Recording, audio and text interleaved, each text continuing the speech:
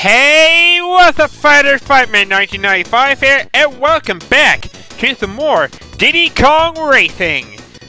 In the last episode, we went and took on the time trial mode in order to unlock the final character of the game, and that is TT himself.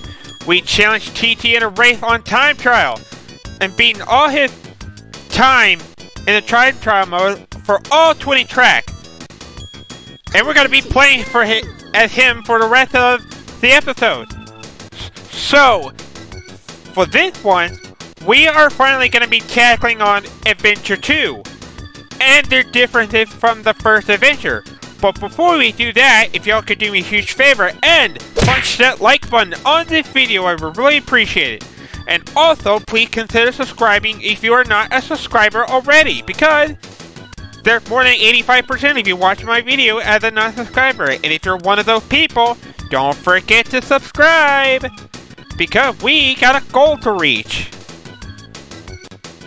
But I think before I go into Adventure 2, let me demonstrate you something. In track. So, Adventure 2. What is the difference between Adventure and Adventure 2?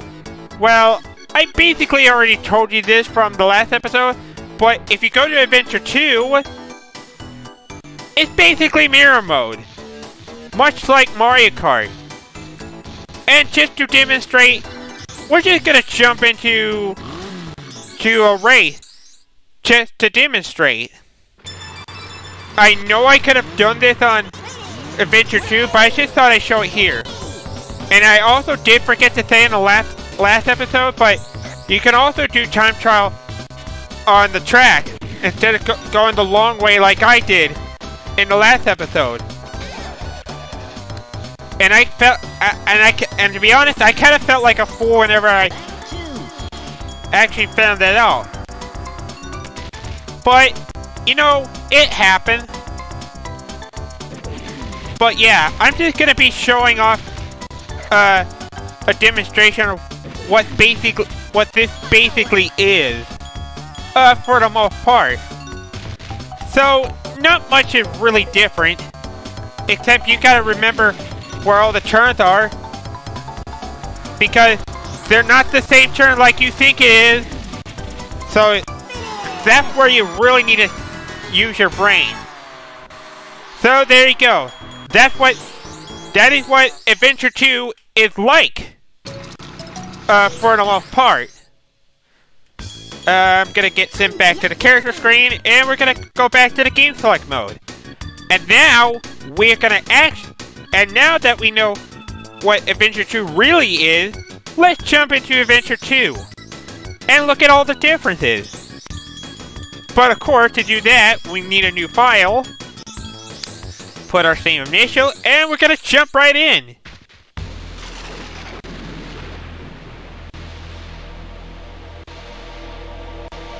And as you can also see, Timbers Island, this is the world map, and it's not reflected in mirror mode, which, for Adventure 2.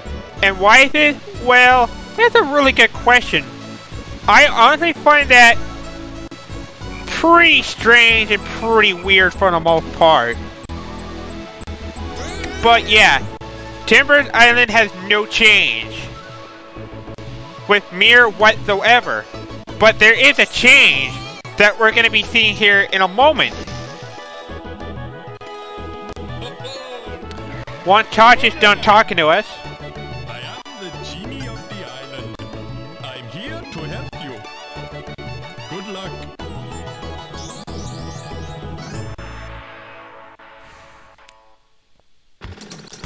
So, I don't know if you guys have noticed once we created a file for Adventure 2, but if y'all guys didn't see the difference, well, basically what's different is that golden balloons are now replaced with platinum balloon, or mirror balloon, as I like to call them, because they're shiny platinum.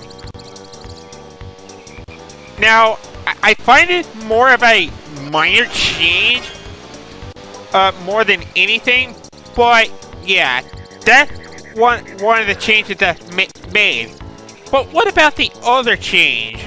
Well, remember how we were doing the silver coin challenge? Well,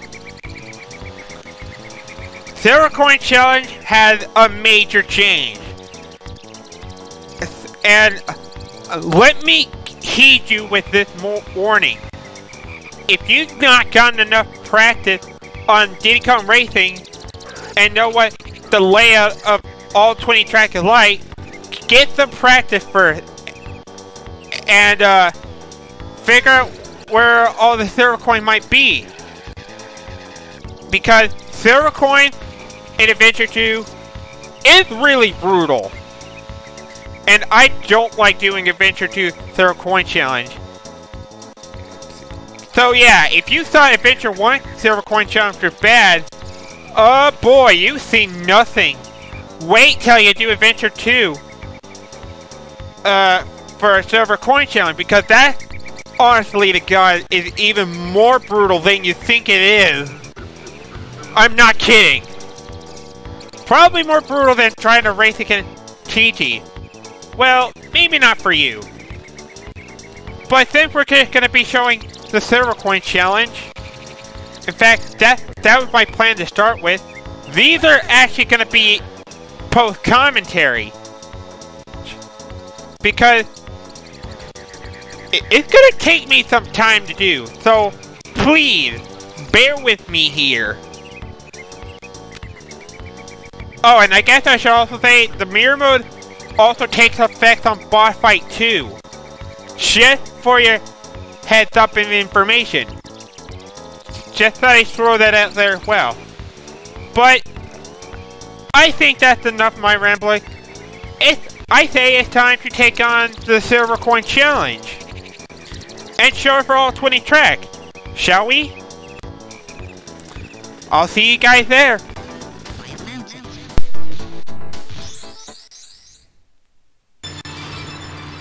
Oh, and just to say too, mirror does not take effect on battle mode. Just for an additional information. And now we're going to be showing off the coin challenge, as promised. Okay, guys, so I collected all the possible platinum mirror balloons I could find, whichever you like to call these types of balloons. And just to let you know, I did take care of all the wish keys and all the challenges, which means collecting all the TT amulets, and I raced on all the 16 tracks once. So now we're going to be jumping onto the silver coin challenge as promised. So anyways, first up is obviously Ancient Lake. Now, Ancient Lake silver coin challenge, this one is pretty straightforward. You should have no problem collecting 8 silver coin whatsoever. And as you can see on the very first lap, I obviously collected all of them.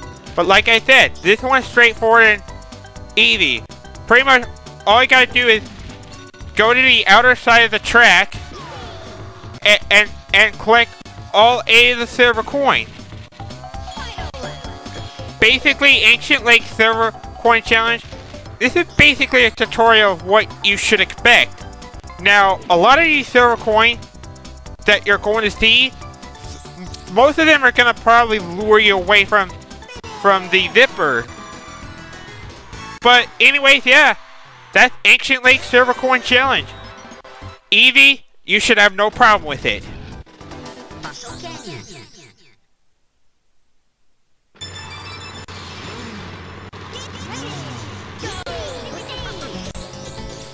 Okay, so Fossil Canyon, this one is a little bit tricky to do, but regardless, it's still easy. So, as you may notice now, the first and the third one lures you away from the zipper, because like I said, there's gonna be some silver coin that lures you away from the zipper. And also, as you just saw there, for the 5th silver coin that I went for, that one you obviously need to hit your brakes on, because if you don't hit the brake, you're guaranteed to miss that silver coin. So, basically, most of these are really easy. to find. You just have to find a way to maneuver and strategize. And as you just saw right there, when I tried to go for the zipper right here, and I ended up missing a hit in the water. But regardless, still got that silver coin pretty easily. Now, of course, you can't get all the silver coins on a single lap because there are at least one silver coin on two of the branching sections, the left and the right. But then again, most of the Dino Domain silver coins here are pretty easy. You just gotta remember to hit the brake for one of the silver coin and basically be fast enough. So anyway, that's 2 courses down and many more are still to go. Next up is Jungle Falls.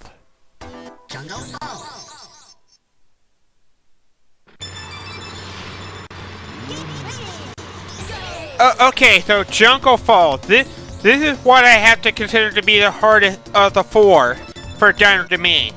Now, the trick for Jungle Falls is obviously you want to make sure you use your brake because obviously what you want to do is you want to avoid the water as much as possible.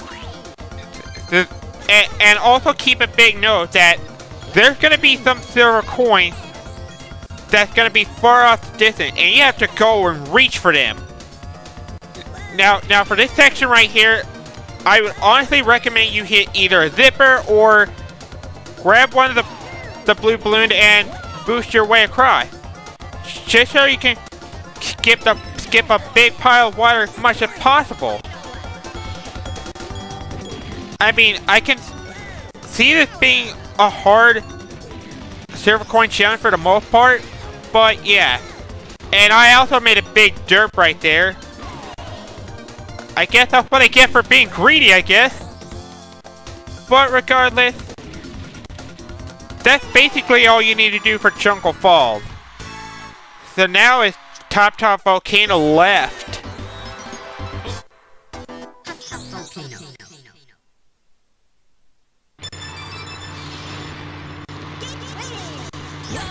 Hot Top Volcano silver coin on here actually really isn't too bad for the most part. But there are some things that you need to be aware of. First up, you may have noticed that there's silver coin right where the object is that's coming from the ceiling. At least there's 2 of them. There's going to be some that's going to be highs and lows. Like some of them will be through the lava, and then there will be some that will be hiding in a different spot.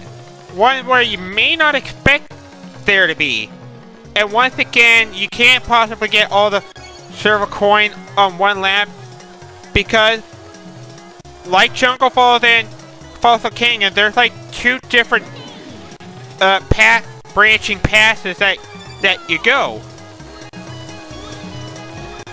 So, but basically what I'm saying here is the silver coins on here, they're not too hard to miss. You just gotta make sure you take different branching passes and just race to the finish. But as I said for Fossil Canyon, most of Dino Domain silver coin challenge is pretty easy for the most part. But there we go. That's it. That's all for Dino Domain. So already we got 1 area down. And we got another area to go. 4 more areas left. And now we're gonna move on to Snowflake Mountain.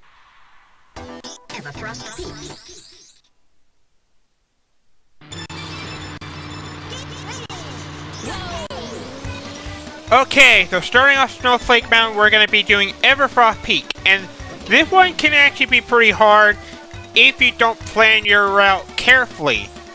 So, basically, the trick for Silver Coin Challenge for Everfrost Peak is, basically, like Hop Top Volcano, you need to search high and low for these silver coins.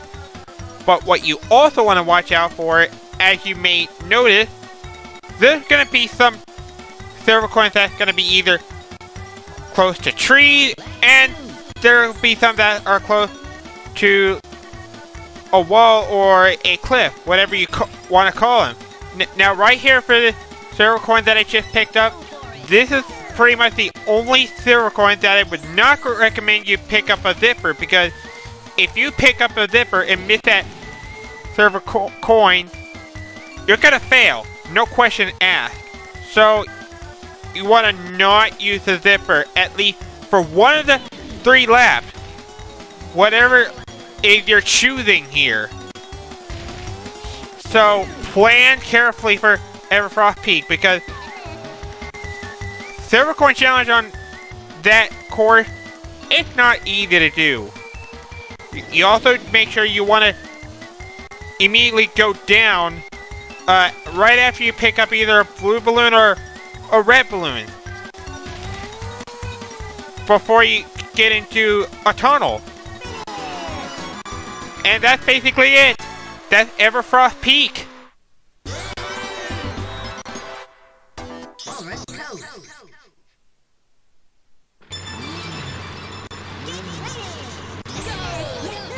Oh boy, Warwick Cove. This is another one of the courses of Snowflake Mountain that can really get you if you're not being careful and being cautious to where all the silver coins are in this track. So you're gonna notice right away that there's at least one silver coin playing hide and seek with you. Make sure you use your brake for that, because if you don't, you're always gonna pass it. Now, for the third tunnel, you want to make sure you go up the first hill, because there is a silver coin right there. And also, don't do what I just did right there, where I just flew off the track and hit the icy water and bounced multiple times, because that was a bad mistake on my part, getting that silver coin right close to where the tree is.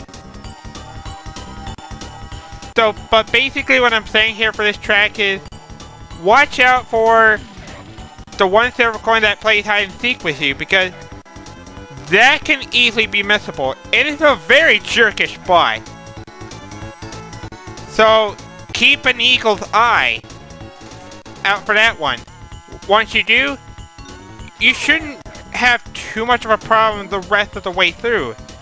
Now, as you guys saw there, I missed that last silver coin on the second lap. But really, collecting it is not that hard. You just need to remember that you have a brake, and using a brake is your best friend. Because you can always rely on brakes, you know? In fact, you're gonna need brakes on a lot of these courses. That's another thing I need to say much. But basically, that's all you need to do for Warwick Cove. Which means, we are halfway done with Snowflake Mountain.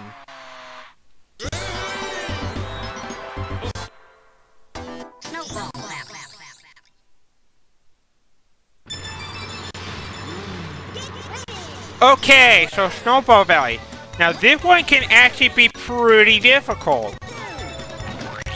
But, I do have one thing I do like to say. Make your silver coin count here.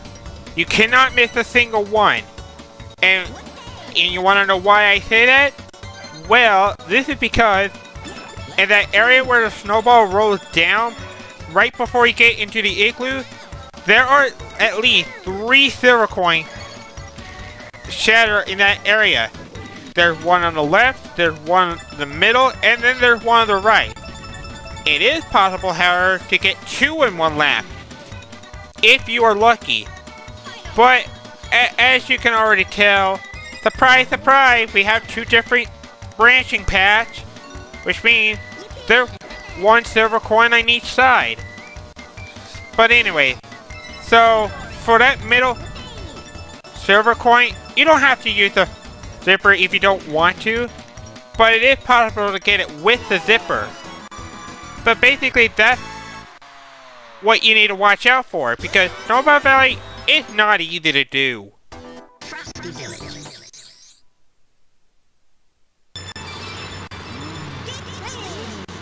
Frosty Village, as many of you have guessed already, is a big and wide court. And this is one where you really gotta keep your eye peeled. And if you guys know the layout of the course, then it should be very easy for you. Basically, most of these silver coins are far and wide, and there are going to be some silver coins where you do have to take optional passes that you can do, especially for that straight path right there that we just passed by before getting to the waterfalls and that. Now, for the last two silver coins, there's one on each side. There's one on the left and there's one on the right. Right as you're completing a lap. For this section right here, there's one silver coin on each of the optional branching paths that's hitting with zippers. Make sure you grab those. But like I said, as long as you know the layout for this track, this should be a cakewalk for you. And if this is your first time doing silver coin for mirror mode, and you don't get all of them, don't worry, because it does take practice after all. Also, I have no idea why my vehicle stopped there, to be honest, once I hit that booster and then went for the straightaway. But regardless, finish Frosty Village no problem. And that will do it for Snowflake Mountain. And that's all we're going to be doing for the first part. The second part will be coming very soon. Thank you guys for watching. And I'll see you guys for the second part as we take on Sherbert Island. See you guys then.